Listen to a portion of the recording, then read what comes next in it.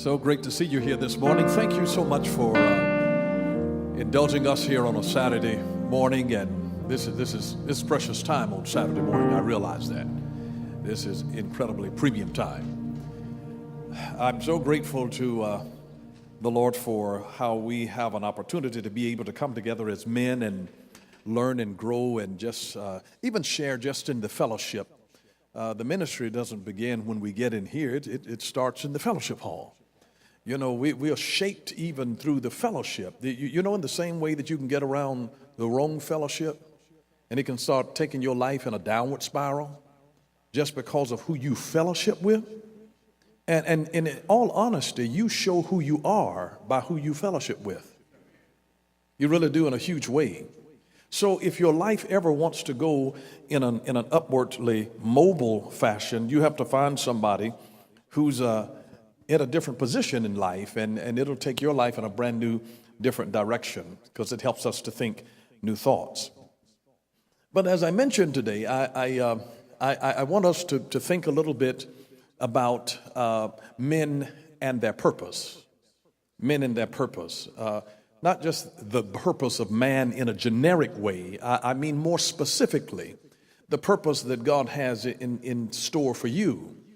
And when a man does not understand or know or realize or discover his purpose, it means that he's going to live his life in a way that is wild and unrestrained and frustrated because we know that we are here for something. The two most important days in a man's life is the day that he's born, and number two, the day that he discovers why he was born. Your purpose is never something that you decide. It is something that you discover. It is not what you decide. It is what you discover. You discover what God has already decided for you. You see, the essence of who we are as men and what our particular call is in life, it's already built into you. We go through a series of events and processes in life that sometimes removes all of the insignificant parts, the unnecessary parts, so that the essential may speak. That's the way art works. When a sculptor fashions the image of a man out of a hunk of marble, he is simply removing the unnecessary parts so that the image speaks itself. And that's what life is about. It's about eliminating the non-essentials, the things that don't really matter in your life, so that the things that do matter can speak, and you'll clearly understand and you'll know, this is why I'm here in this world. This is exactly why I'm here. Proverbs 16 verse 9 says this: a man's heart plans his way, but the Lord directs his steps. That means that at the end of the day, you know, that God is the one that leads us, sometimes consciously, sometimes subconsciously. But God leads us. He leads us. Your heart can plan one thing to happen and then a series of events. How many of you all know you've lived long enough to realize that things don't always go the way you plan? You know, you get with a girl, you think it's going to work out, you're going to be with her forever, and then, you know, you don't end up. I mean, very few people ever marry their first love. Very few people. Some people do, some don't. Some marry them, and some have regrets over marrying them. You know what I mean? You know, but rarely do we ever get it right the first time. Rarely, very, very rarely. And the whole idea, though, is that a man's heart plans his way, but the Lord directs his steps. Sometimes your first job, that's not the one that you always end up with. And how many of you know the first job that you get is not really the one you want? How often does it work? You know, most time the first place that you live is not the place that you want to live. The first time you live someplace, you live in where you can afford. It's not the place, it's not the house you want, it's the one you can afford.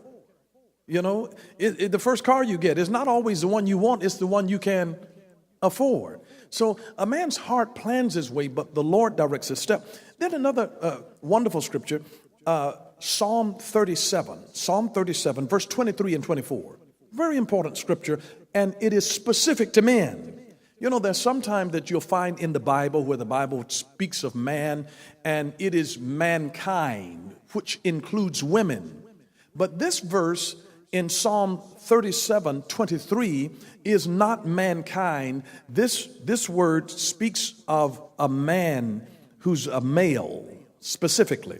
Notice it says, the steps of a good man are ordered by the Lord, and he delights in his way. And when it says a good man here, the original Hebrew word here is the word geber, G-E-B-E-R, a geber. A geber is a male warrior, specifically. It's not a female, it's a male warrior. So this scripture is specific to men, that the steps of a geber, a male warrior. Now, why does he call us male warriors? Because we as men are going to have to fight through a whole lot of stuff in order to make it in this life. You're going to have to fight through stuff to even keep the sanity of your mind, to have your identity as a man from being messed up from a crazy daddy or, and other folks that have abused you. So we have a lot of stuff that we have to fight through. You have to fight through trying to keep your sanity. You have to fight through not killing your wife. So we are a geber, we're a male warrior. You have to fight for your self-esteem. You have to fight for the job that you want. You have to fight to try to finish your education. There's so many things that's about a fight. Don't run from a fight. We are called a geber. And so the steps of a geber are ordered of the Lord. If we're going to be a male warrior, God has ordered our steps. He's commanded us to go a certain way. Now, here's the thing that we don't always understand, is that God gives the orders to the steps, to our feet, not to our head. That's why you don't always even understand. You don't even know what you're doing, and God will be leading you in a roundabout way, but it is still God. At the root of it, it's God that's leading you. But I want you to notice the next verse from that, 23 and 24. The steps of a geber, a good man, are ordered by the Lord, and he delights in his way. Then verse 24, though he fall. That's letting you know that we're going to mess up sometime. Don't beat yourself up over a mess up. And don't quit over a mess up. Though he fall, he shall not utterly be cast down, for the Lord upholds him with his hand. You remember that a just man, the Bible teaches, a just man falls how many times? 7 times. But how many times does he get up? He gets up 8 times. So we have to get up one more time than we fall. It's not to say that you won't ever fall. And that's not giving you a license to fall. God already knows your nature, that sometimes in the best of intentions that you make to try to do the right thing, that sometimes we have failures in our life. And he's already knowing your character and speaking to who you are and the weaknesses that's already locked in our flesh. So he's saying, though he fall, he shall not utterly be cast down. It's God's way of saying, I'm not going to give up on you just because you messed up. There are some people, if you mess up, they don't want anything else to do with you. I mean, they won't help you again because, last thing, they gave you money, you messed it up. They're like, don't come back to me again. You mess up with certain people, they don't want to see you again. But thank God that he's not that way.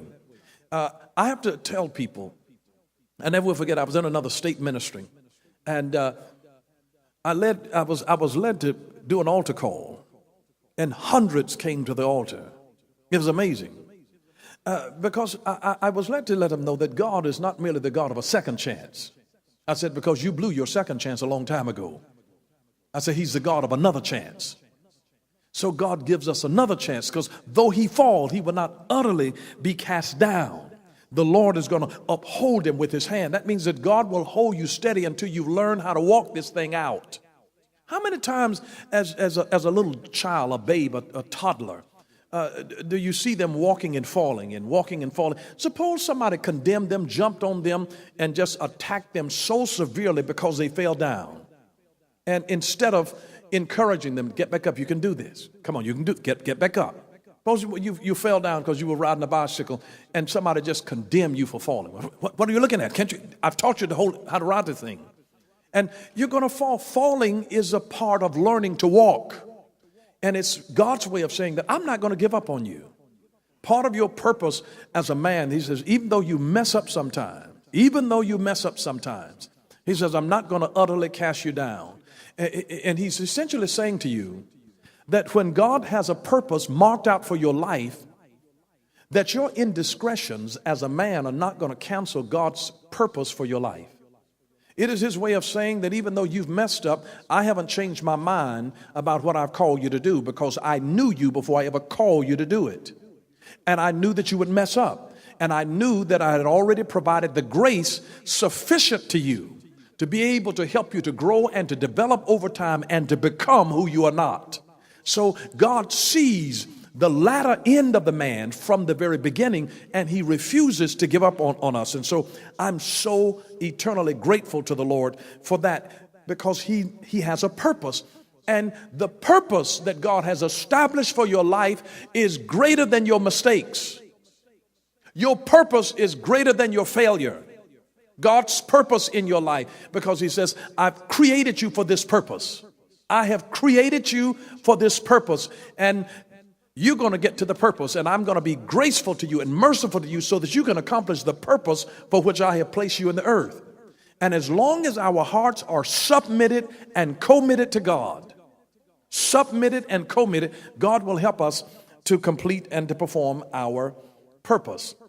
Another scripture in terms of men and their purpose and being able to know and understand your purpose, one of my favorite scriptures in the NIV version of scriptures, Jeremiah 29, verse 11 down through verse 14. For I know the plans that I have for you, declares the Lord. Plans to prosper you and not to harm you. Plans to give you hope and a future. And then he goes on to say, then you will call on me and come and pray to me, and I will listen to you. You'll call on me and you'll come and pray to me, and God promises, I will listen to you. And he's talking to his people, Israel, who've been in captivity. They're in captivity. What is captivity? Captivity is being in a place of lockdown where you don't have the liberty to do everything that is in your heart to do. Captivity. Captivity is when you can't pay all your bills.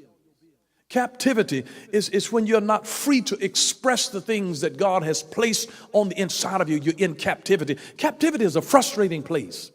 To want to go someplace in life and do something in life, and you don't have the means to do it. Captivity. So it doesn't have to be literal chains. Some of them are psychological chains, and some of them are sociological chains that bind us and restrain us. Sometimes they are glass ceilings. And it is a captivity that I can only go so high in this organization, and I'm limited here. And God is saying, I know the plans I have for you. They're plans to prosper you and not to harm you, plans to give you a hope and a future. And he says, then you will call on me, come to me and pray, and I will listen to you. And then he says, you will seek me, verse 13, you will seek me and find me when you seek me with all of your heart. You will seek me and find me when you seek me with all of your heart. And then he says this in verse 14, I will be found by you, declares the Lord, and I will bring you back from captivity. I'm going to bring you out of that. And I will gather you from all the nations and the places where I have banished you, declares the Lord, and I will bring you back to the place from which I carried you into exile. It is God's promise of restoration in our life, that he will restore us. I mean, we're men, and God has a promise to us that he is honestly going to restore us. So when you talk about coming into the understanding of your purpose as a man, I mean, how do you really understand what God has birthed you in the world to do?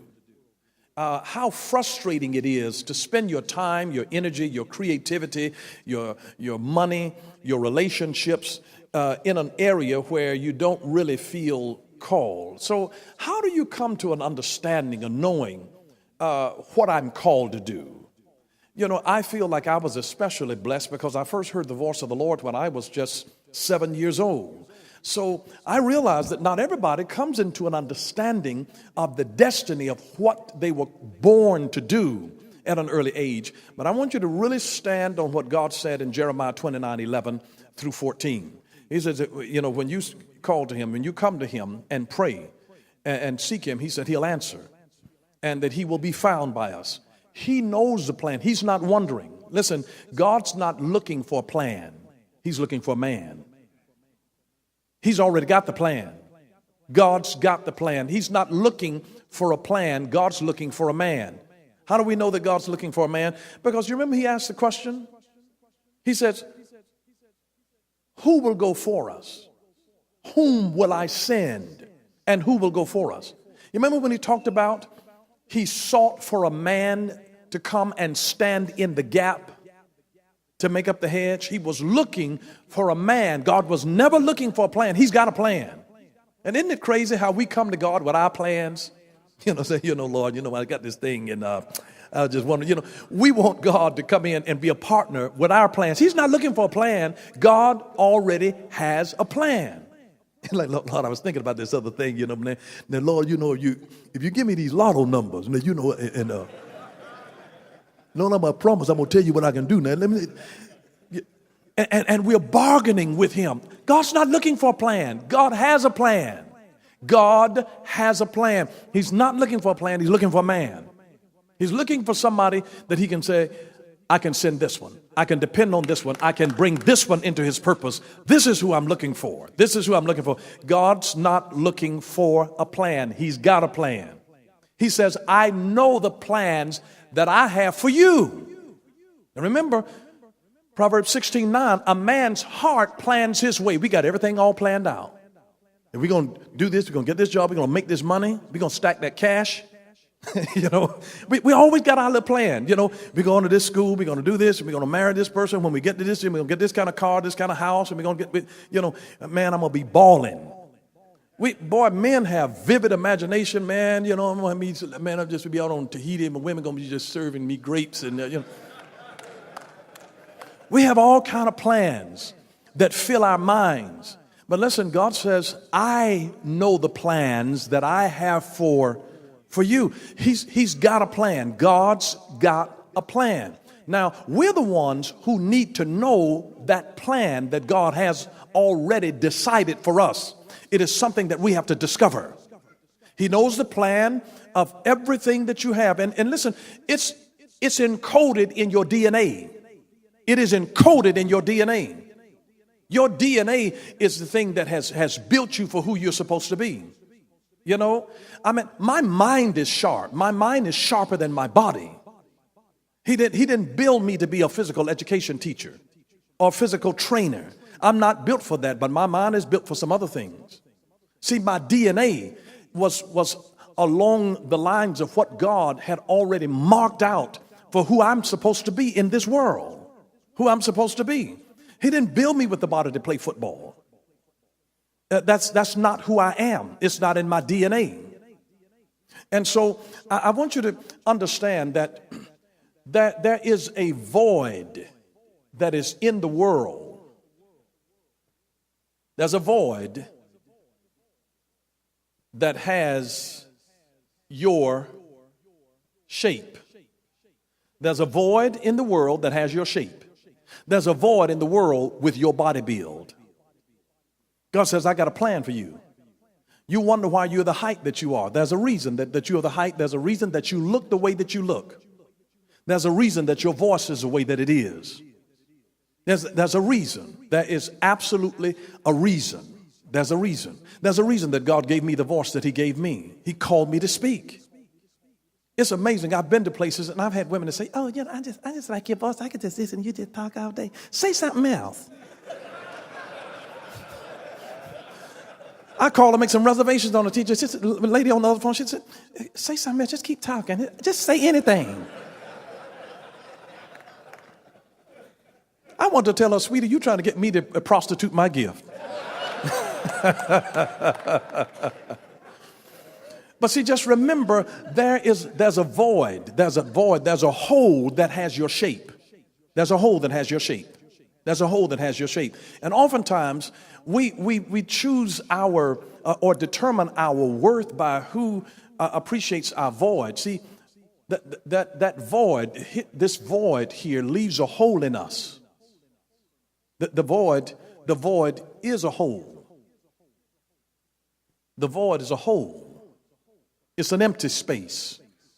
And when men are born with a void in them, they spend their life trying to find a hole, chasing the wrong hole.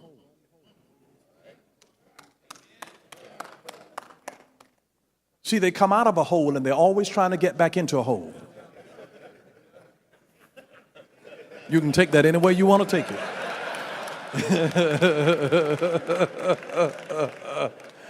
I'm talking to grown men today. This is for adults here, you know. But out of this void, but I want you to see that. Can you imagine, you know, that if anybody ever did a jigsaw puzzle, and you've got all of the pieces, but there's this one that you can't find, and there's a void, there's a hole. You can see what needs to go there, but you don't have the piece that goes there because there's a void. And when you're dealing with a puzzle, life is a puzzle. The only way that you know the one that fits it is because it has the right shape. Is that not true? When you're dealing with a puzzle, it's because it has the right shape. You don't know it by anything else but by its shape. It's just by its shape. There are some roles in Hollywood that you got to have the right shape for. You have to have the right shape. I've met people that were stunt doubles for some of the biggest stars. And they wouldn't have even gotten that job if they didn't have the right shape. They got to be approximately the same height, have the similar body build to be able to be somebody's stunt double. So it's amazing. Even when I was, doing some acting work, I had a stunt double. And it was amazing. They had to have a guy to stand in until it was time for me to come in. And they're just standing in, approximate my height and everything. It's just because you have the right shape. There's certain positions that will open up. And you don't always know whether or not it will fit until you try to put it in its place. You can't tell just by looking at it. Sometimes you got to try it on. It's like a pair of shoes. You don't know just because it has the number in there. You know that there are different cuts. You have to try it on. And you'll discover that some of them, you've found certain brands that these run small and you have to go up a size. So certain things you'll never know that whether it is your fit unless you try it on. And what God has fashioned you for or fitted you for is different from something that you're trying to force yourself into being. So we are fitted, not forced. And I've seen too many people trying to force things. Well, I know she's not, perfect, but. And you're trying to force a relationship that's not really fit for you. So I want to re-emphasize for you here about the shape, because your shape points so strongly to your purpose. So I don't want to over spiritualize this thing and make it so ethereal that you can't really wrap your mind around it. I want you to be able to understand why you're here. The S here, this has to do with your spiritual gifts. Your spiritual gifts. Your spiritual gifts point you to your purpose. Your spiritual gifts, they point you to your purpose. Your spiritual gifts. Spiritual gifts started manifesting themselves in my life when I was a young teenager. They started pointing me to my purpose before I ever got a call from God. My spiritual gifts started doing that. I remember I was in class and the teacher asked me to read, and I started reading the passage, and I'd never heard anybody say this, but as soon as I started reading, I heard this girl behind me. She said, "That boy sound like a preacher." I'm a kid in school. I'm reading a passage because the teacher, you know how they were just reading, and so she called them and she pointed to me and she said, "Okay, you pick up reading here." And I just started reading. And this girl said, "That boy sound like a preacher." I overheard her. She wasn't talking to me. I overheard her. But it began to point to spiritual gifts. Your spiritual gifts help you to understand your shape. They help you to understand your shape. So always take a look at your spiritual gifts. And listen, here's a great clue to you. If you can't see and know what your spiritual gifts are, ask some people who are around you that know you. You know why? You ever been to a store and you try something on? You've seen those sort of three-pronged mirrors. It has a main panel here, but then it has a sort of a diagonal panel here and a diagonal. And that's so that you can see parts of you that you couldn't see if it was just one panel flat mirror. The angled mirror allows you to see your sides and your back. That's the way some of your friends are. They can see dimensions of you that you can't see. You can't see your back right now. You can't see your scapula. You can't see your spine. You can't see your backside, but somebody else can. So you have to ask people around you who know you and who love you and who are not jealous of you, but who believe in you. You have to ask them, what do you see in me? What do you think that my greatest strengths are? What am I good at? Ask them. And they'll say, you know what? You're such an encourager to people. Oh, you know what? You're so funny. You always have people laughing all the time. They can see elements about you that you can't see. So don't try to figure it out all by yourself. You have to ask people around you who you are, what your greatest asset happens to be. What are your strengths? What gifts do they see in your life? Or when they think of you, what do they think about? What do they think about? And that'll help you to come into an understanding of some of the gifts that are in your life. The H here is your heart. This is your heart. Now when I say heart, here's what I mean. I mean your passion. Your passion. There's something about great, successful people is that they are always passionate about what they're doing. They don't really do it for the money, they do it for the passion. And if you do what you passionately love to do and what you're gifted to do, the money will come. Do you know that I don't think that people would ever invite me to come and speak if they didn't think that I had any passion in believing in what I said? I've had people of other religions that said, you know what? I enjoy listening to you because I can tell that you believe what you say. I've had other people from other religions to tell me that. You'd be surprised. Muslims, Jews, just because I believe passionately what I teach. So you have to look and see where your heart is. Where do your passions lie? Where the passions are in. What are you passionate about? You ought to be passionate about something. Your passions point you to your purpose. Your passions point you to your purpose. Because, you know, it's not my purpose to work with children if I'm not passionate about children. Your passions point you to your purpose. And anything that you're passionate about, you don't get tired of. You could do it all night. You lose track of time while you're doing it. What is it that you're doing that you lose track of time while you're doing it? That'll tell you what you're passionate about. I hope it's not just video games. But that your passions, your passion, you have to do it not because of the money. You know, I find musicians who will play for the love of playing. Folks that play, who love to play sports. I mean, they play in sport like they got a contract, a multi-million-dollar contract. I go to the gym, I see guys at 5 a.m. in the morning playing basketball. And nobody's paying them to be there. I mean, that means they had to set a clock and got up at 4:30 in the morning to jump up and put on some gym shorts and run to the gym. And you'd be surprised at the number of guys in the gym 5 a.m. in the morning playing basketball. Guess what? They're not there because their mama told them to come in there and play. It's like, get up and go to play basketball this morning. Their wives didn't tell them if they're married. They're there because of the love of the game. They're there, whatever you get up early for and whatever you'll stay up late for will point to your passion. Does that make sense to you? So, we're talking about a man and his purpose. When you find a man that doesn't know his purpose, anytime that you don't know your purpose, you become destructive. You will abuse anything that you don't understand the purpose of.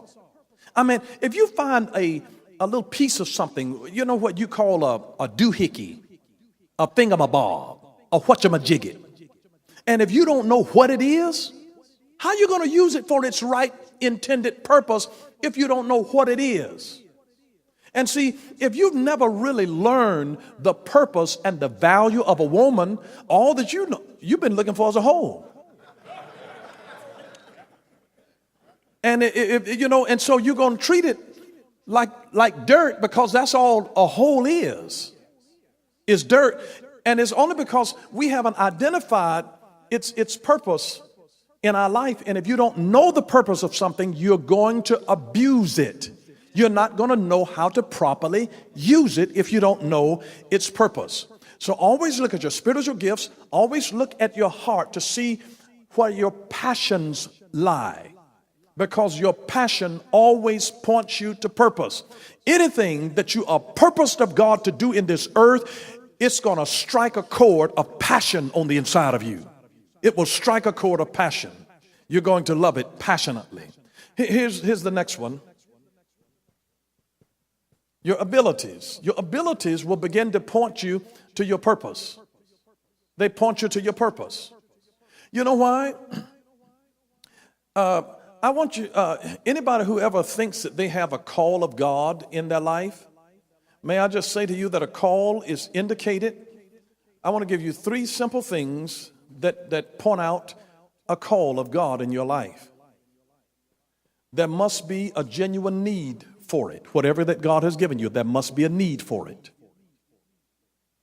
Secondly, there has to be an ability to meet the need. And thirdly, there must be a desire to meet it. See, I have the ability to do some things that I don't have the desire to do. So it's not a call for me. Then I have a desire to do some things that I don't have the ability to do. It's not the call for me, at least yet, unless I develop the ability.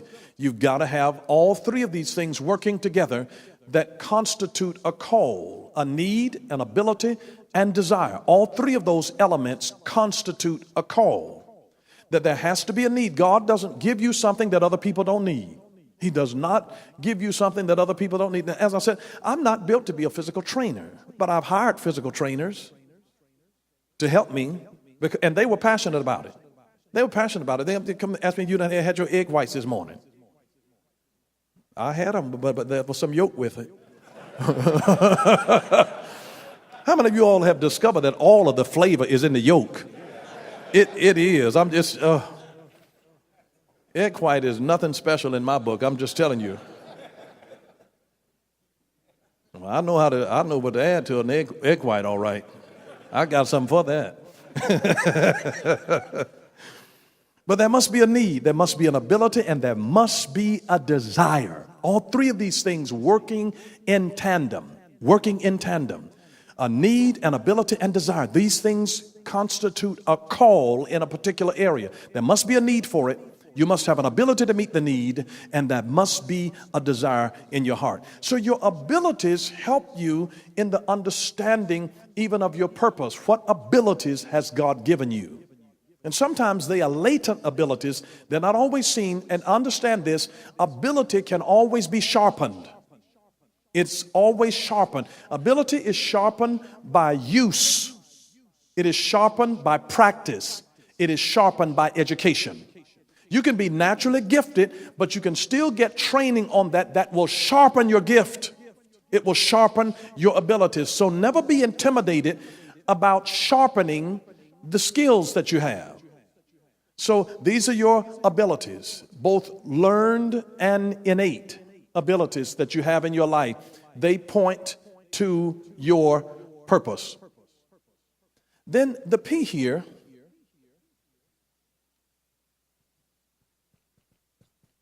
is your personality. You know how some people just have a personality of a coach? That's just their, it's like a certain nature. It's like you need a certain personality to be a great salesperson.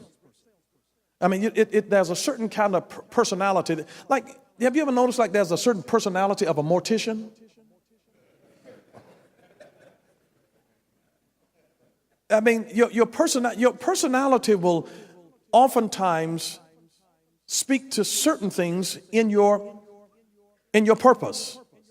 If you've got a person that you really need somebody who has great ability to be able to work with people and get along with people and understand people and know people, they need to have a certain kind of a personality. Somebody asked Mary Kay one time, they said, how is it that you train your people to be so nice? And she said, I don't train my people to be nice, I hire nice people. I hire nice people. Now, and I found that out myself. I train our folks when they answer the phone here at Word of Faith. They're trained to answer the phone that it's a great day at Word of Faith.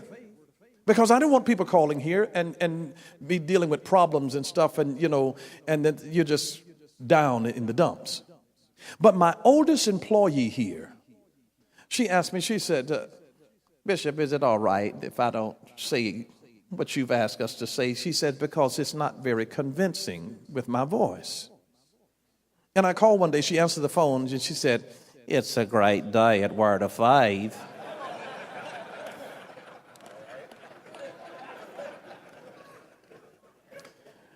And she was right. It was not convincing. I mean, the sound didn't match the message.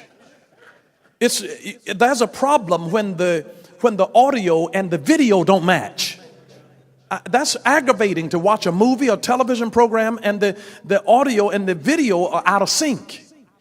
And it was ingrained in her personality. Some folks just don't have that kind of chipper personality, and you know that you want it to be energetic and good morning, how are you this morning? You can't train everybody to do that.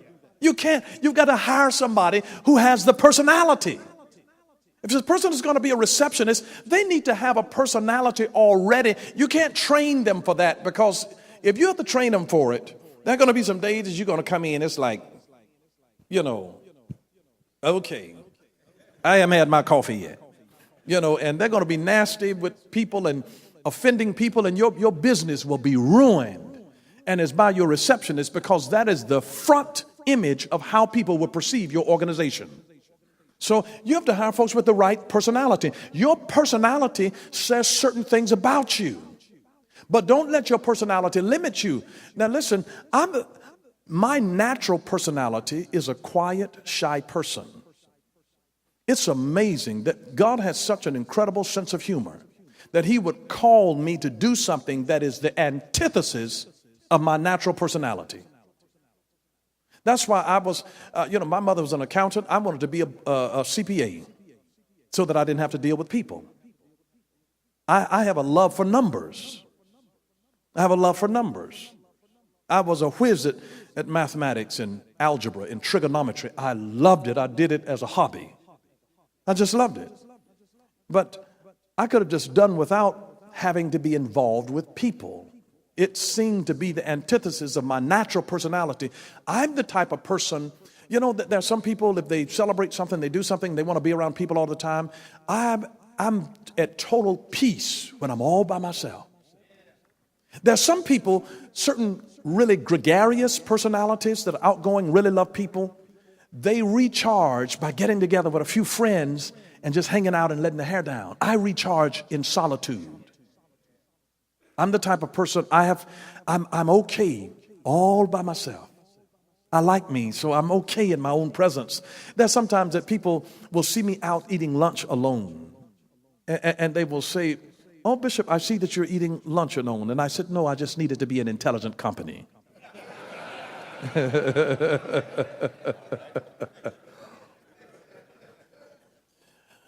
But the point is, I want you to always know your personality. Know your personality. Know your personality. Your personality will point you to certain things in your purpose. In your purpose. It'll point you to certain things in your purpose. Your personality. Some people don't have a personality to want to be around old people. So you shouldn't apply for jobs, in convalescent homes. And some people are not good with children, so don't try to be a nursery worker. If you don't have, it takes a certain patience in your personality. Don't try to be a trainer or coach if you don't know to have the personality of an encourager. Of an encourager. So your personality will tell you quite a bit. And then the final thing here is your experience. I just want you to realize that God will use all of the things that you have been through in your life in your purpose. I don't care what it is. He'll use what you've been through. He takes your mess, and out of your mess comes your message. I mean, it's just the way that God works. He's going to use the experiences that you've had. You draw conclusions out of your experience of where you've been. God will use where you've been to even be a blessing to you. I remember one time I was teaching. Miles Monroe was sitting in the audience, And God had given me this revelation. I hated geometry. It was the only type of math I didn't really care for. I don't call geometry math anyway. But I just abhorred geometry. And I was normally a very quiet student. But I told this teacher, I said, you know what, you have to be able to read my vernacular. I said, this is not my favorite subject. But the real translation is that I hate this, and you ought to be able to take this course and shove it somewhere. I mean, that's really what I was saying. And the teacher could understand my drift, although I was very respectful. And so she gave me an extra assignment because I let her know that I was not so passionate about geometry. And she made me do a report on the uses of geometry in industry. There still were not, I found architects, just a couple of little things. It was nothing that I was interested in doing. I'm like, I will never use this in my life again. But it is interesting. I drew things even out of a geometry course. And the revelation of God came to me from geometry because I took a course in geometry. And I taught revelation that brought alive a spiritual thing. Miles Monroe was so impacted by it that he came to me afterwards and asked for my permission to use that in his teaching. I said, you're going to use it anyway. But it is to say that the experiences that you have been through, I cannot tell you. Let me just tell you this. I grew up in the business world, and there was so much. I worked in every area of our business. I used to sell money orders in our money order booth in our drugstore, to ringing the cash register when we sold beer and wine and cigarettes and snuff and wrapping papers and Playboys and Penthouse and hello. We sold all kind of stuff. I mean, we were a business. Let me just tell you, the wealth of the wicked is laid up for the just. So we had to sell the stuff that the wicked were going to come in and buy, because there was profit in it. So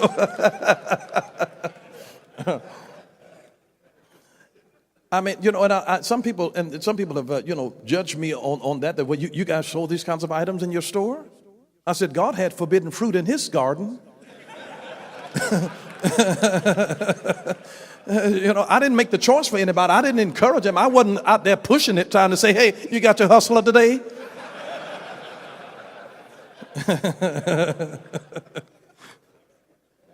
I was just standing there trying to see the perverts that were coming there and buy it. Some of them would sort of wrap it up in a newspaper, And I worked in manufacturing, I worked in our warehouse and shipping, and I worked in the accounting department and all of these different areas. And I was out on the salesman, riding on the truck, delivering stuff, and I'm riding down the streets in our big truck, and people's little children around screaming, here come the grease man, here come the grease man. So I've been through, I grew up in that whole world. That was my world. But let me just tell you this. Everything that I learned in the business world has helped me to build the church. Because people are people. Leadership is leadership. And may I just tell you that God has used my business training to be able to help win people to the gospel. I've done sometimes in certain countries total secular seminars on success, and then I'll give an altar call at the end. And I said, you know what? I said, if you'll give me 5 more minutes, I'll give you the real reason for success. And then I'll share my faith. And I cannot tell you, I've had bigger altar calls in a secular environment of people coming to learn success than I have even in the church. Because God will use your experience. You think that God will let me spend that many years in the business world? And not, most people don't realize that I worked full time in the business world until we had 3,000 members here at the church. We had 3,000 members here before I stopped working full time, 9 to 5 every day. So I'd spent the first 30 plus years of my life in the business world. God used that experience to help me to further the work of the gospel. And whatever it is that he has brought you through, I don't care whether it's athletics and weight training, it's nutrition, I don't care what it is that you've been through, God will use it, even if it was your failure in a relationship. The experience that you had from that is the thing that God can use. Dale Carnegie Institute. Dale Carnegie became famous by selling his success secrets by teaching people about all of the experience of his failure. Because you learn success out of failure. Your failures teach you much more than your successes. Failure is the womb of success. It's the womb of success. All true success is born in the matrix or out of the womb of failure. So your experience, good or bad, positive or negative, you can use something. God can use something out of that to be able to bless folks. Paul was already well educated, fluent in 5 different languages, the Apostle Paul. Isn't it amazing? Do you think that it was a coincidence that God would take a man fluent in 5 different languages and then commission him to go and speak the gospel in various parts of the world? Because he knew the language. What better person could God have gotten to become an evangelist so that he didn't even have to speak through an interpreter? Paul knew the languages. And so his experience was connected to his purpose. How did I know why the Lord gave me a love for Spanish when I was in high school, and that he would open up 15 different Spanish-speaking nations to me? God will use your experience. I'm not telling you something that I've read out of a book. I'm telling you something that is very real out of the economy of God. And life can only be lived forward, but it can only be understood backward. And then when you look back into your life, you will begin to discover, this is why God allowed me to know this and to experience that. Does that make sense to you? So this is about men being able to understand their purpose. This gives you just a bird's eye view into a man being able to understand his or her purpose in life. This is not the comprehensive version of it. I mean, I've got probably 3 or 4 pages of notes that I haven't gotten to yet, and all of our time is gone. But I did tell you that I was going to give you a wonderful secret of success. And this is the result of research. This is not my opinion. The single most important factor of a person's success. You ready for it? The single most. It's not the only thing, but it is the single most important factor of a person's success. You ready to write? It is having a desire to win and the passion for what you're doing. The single most important factor of a person's success, this was the most common thing in all truly successful people, is that they had a desire to win and they had a passion for what they were doing. You know, some people just do it just because they enjoy doing it. The really successful people had a desire to win and a passion for what they were doing. You're only going to be so good at doing something that you don't like to do. If you have the desire to win and have a passion for what you do, it helps ensure your success more than any other particular entity alone. A desire to win and the passion for doing what you're doing. Because that's when you'll put the time in it, the commitment in it to build it, to make it exceptional, to make it extraordinary, to help you to go to the next level. Well, that's all that we have time for. Anybody have any questions? We've got a couple of the mics here. You can come here. I hope you guys got something out of that.